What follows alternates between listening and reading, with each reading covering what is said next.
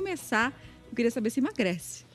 Como qualquer restrição alimentar severa ou dieta, ele pode emagrecer no curto prazo, né? O grande problema é esse, a nossa grande preocupação é o longo prazo, porque pode haver essa perda de peso inicial e depois um ganho de peso, pode gerar o efeito sanfona. E perde mais músculo do que gordura, a princípio, como uma dieta radical normalmente faz? O que as pesquisas grandes dizem é que quando a gente tem uma restrição muito severa, a gente tem uma tendência a perder massa muscular, né? A gente perde um pouco de gordura, mas perde um pouco mais de massa muscular e água, que é a chamada massa magra. E quando a gente volta a ganhar peso, porque baixou o metabolismo também, né, e que a gente não consegue manter essa restrição por muito tempo, a gente volta a ganhar em gordura corporal, o que muda muita coisa no nosso corpo e traz consequências ruins. Então, estamos falando aí, a princípio, de duas contraindicações. Uma que pode aumentar o efeito sanfona e outra que você pode perder mais músculo, mais massa magra do que gordura, pelo menos nesse começo. Muito bem, a gente viu que a internet está cheia de dúvidas, né? Esse assunto realmente faz um sucesso e aí também conosco as perguntas estão chegando, doutora Dulce. Olha só, essa da Carolina. Ela está dizendo que participa de um grupo nas redes sociais de jejum intermitente, onde eles são incentivados a ficar mais de 18 horas sem comer. Ela está perguntando se faz mal, talvez até já imaginando a resposta, né, doutora? Pois é, Fernando, imagina. Bom dia a todos. Carolina, qual é o problema?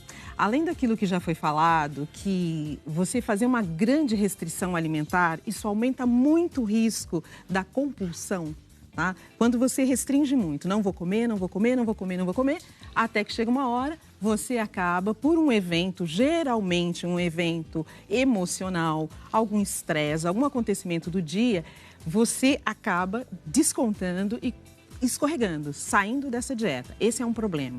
O outro problema que nos preocupa muito é que tipo de mensagem se está passando, Fernando, quando você estimula grandes períodos sem comer, principalmente no que diz respeito às nossas meninas, às nossas adolescentes, não é?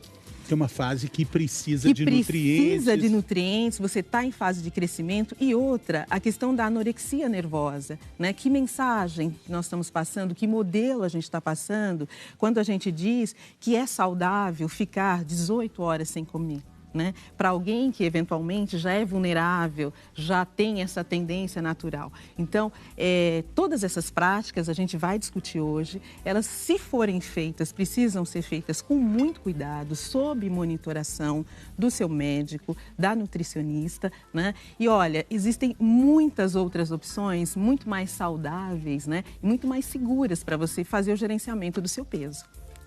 Vamos entender como é que funciona essa dieta sobre a qual a gente está falando, porque quando a gente fala de jejum intermitente, todo mundo acha que é simplesmente ficar sem comer. Mas tem alguns tipos de jejum intermitente. Vamos ver o primeiro, Lara.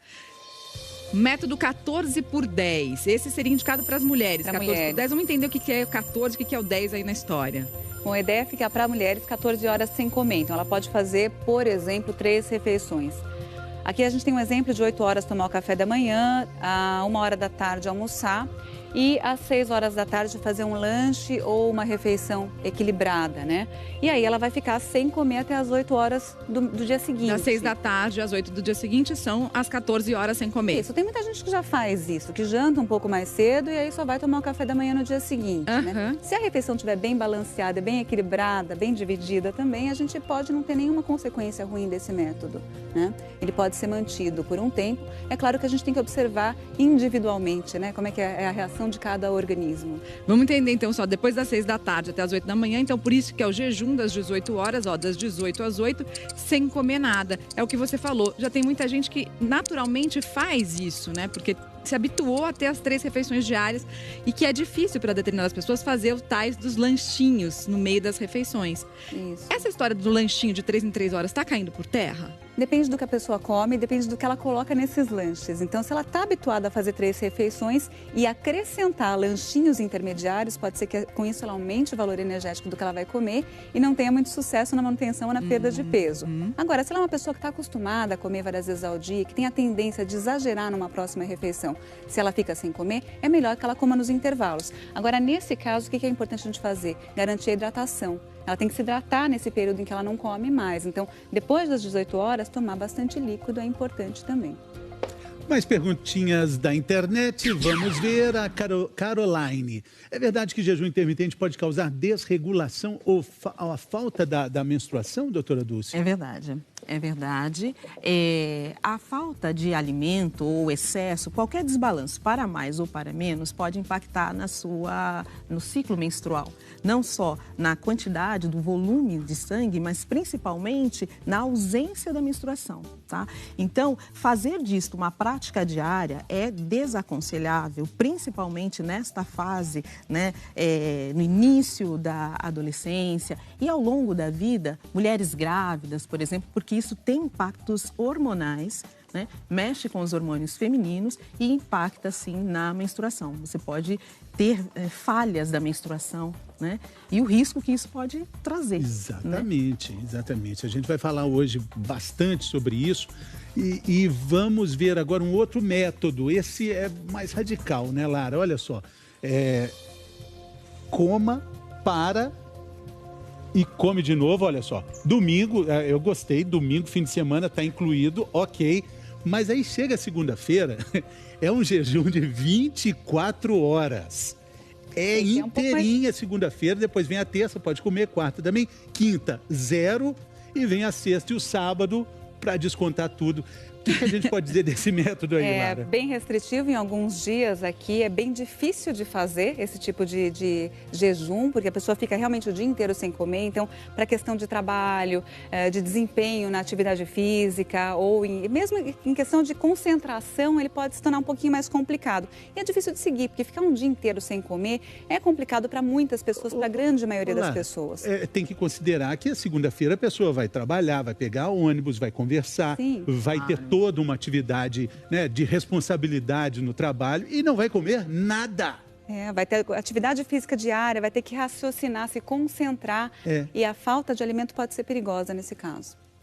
Tem mais dúvida do nosso auditório virtual, vamos ver aqui de quem é, do Gustavo. O jejum intermitente pode causar o efeito reverso, não comer e depois sentir muita fome e comer mais? É o que o Fernando falou, tem o sexta, sábado e domingo para descontar tudo depois, né? Tem muita gente que tem essa tendência mesmo? É muito comum, né? Mesmo porque alguns estudos com jejum são feitos com animais, né? E os animais recebem ração controlada. Agora, para seres humanos é mais difícil de controlar porque a gente tem outros estímulos para a alimentação, que são os estímulos emocionais, tem a presença do alimento, o ambiente que vai fazer a gente comer mais também. E ficar muito tempo sem comer pode gerar mais estresse, mais ansiedade e pode fazer com que a pessoa realmente queira compensar. É o tal da restrição-compulsão, né? Que a gente tem que evitar mesmo. Quando a gente fala de restrição absoluta, a gente pode incluir ou não nessa restrição esses 3 itens que estão aí perto da Mariana: o café, água, chá e o próprio refrigerante 0. Isso estaria dentro da dieta restritiva, Lara? Nesses métodos é permitida a ingestão de líquidos não calóricos, então esses líquidos são permitidos sim. Redutores de dano, né? No caso do refrigerante 0, né? Então dá para aliviar um pouquinho. O doutor Alfredo falava, né, que às vezes a gente acha que está com fome, mas está com sede. E que a sede pode inibir a fome. Exato, exato. Não, é super recomendado e deve ser feito, até como você falou, como uma proteção, porque o risco muito grande desse tipo de dieta é a desidratação. Imagine você, como disse, num verão, fazendo um dia em que você não come absolutamente nada ou passa 18 horas do seu dia perdendo calor para o meio ambiente sem se hidratar, né? Então é fundamental que você se hidrate com vários líquidos, né? Não calóricos.